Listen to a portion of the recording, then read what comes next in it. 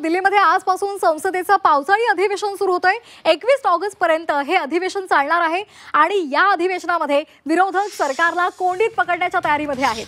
अधिवेशनाच्या सुरुवातीलाच पंतप्रधान नरेंद्र मोदी संवाद साधणार आहे।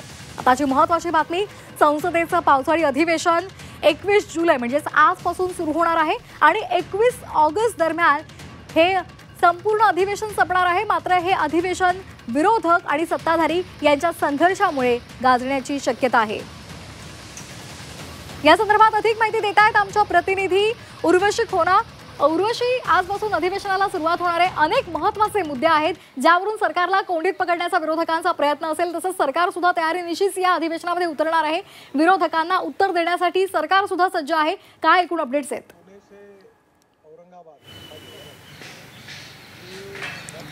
नक्कीच पावसाळी अधिवेशन जसं सुरू होतंय, पहिलाच दिवस आपण बघतोय की गोंधळ होण्याची शक्यता आहे। कारण की लोकसभा आणि राज्यसभेत स्थगन प्रस्ताव जे आहे काँग्रेस लीडर्सकडून आणण्यात त्यांनी जे आहे दाखल केला आहे।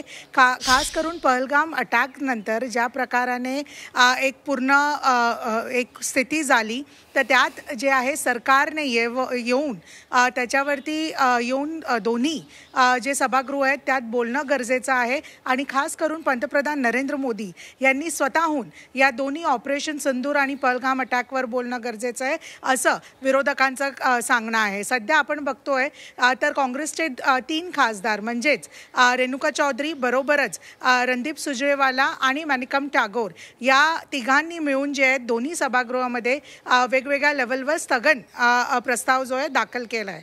बरोबरच आपण आता पावसाळी अधिवेशनाबाबत बघूया, तर 32 दिवस चालणार आहे हा अधिवेशन आणि त्यात काही नवीन विधेयक सरकार आणणार आहे, तर काही प्रलंबित विधेयक आहेत ते सरकार जे आहे घेऊन येणार आहे। यात प्रामुख्याने जसं तुम्ही सांगितलं की ऑपरेशन सिंदूर आणि पहलगाम अटॅक नंतर हा पहिला अधिवेशन आहे आणि म्हणून महत्त्वपूर्ण राहणार आहे, जिथे काँग्रेसने किंवा विरोधकांनी आपली रणनीती कुठे ना कुठे एकत्रित केली आहे की कशा प्रकाराने सरकारला सगळ्या साईडून कसं कॉर्नर करायचं, तसंच सरकार आपल्या मताने कसं विरोधकांना शांत करणार किंवा विरोधकांना जस्टिफिकेशन देणार, त्यावरतीही कुठे ना कुठे लक्ष राहणार आहे। काल ऑल पार्टी मीटिंग होती ज्यात सरकारने 17 असे विधेयक आहेत वेगवेगळे, ते आणणार आहेत त्याच्याबद्दल सांगितलं।